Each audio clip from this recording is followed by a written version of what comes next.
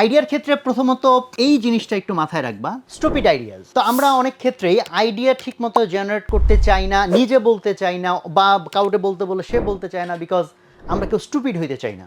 বা একটা আইডিয়া করলাম, সবাই আমার নিয়ে হাসাহাসি করলো। সো তোমার উচিত তোমার কোম্পানির ভিতরে একটা কথা প্রচলিত করবা যে stupid ideas are also important ideas. যে স্টুপিড আইডিয়া যেটা, সেটা একটা ইম্পর্টেন্ট আইডিয়া, তুমি জাস্ট বলো।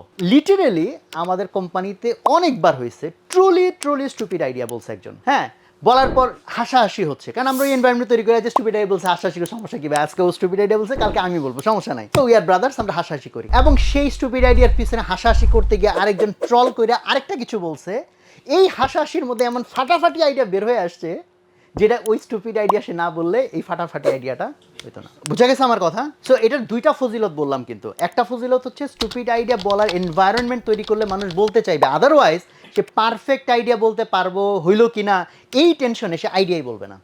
আর নাম্বার টু, এটা যেমন তার পরিবেশকে ইজি করলো, আর নাম্বার টু বেনিফিট হচ্ছে যে স্টুপিড আইডিয়া থেকে প্রচুর কেস আছে হাসাহাসি করতে করতে ফাটাফাটি আইডিয়া বের হয়।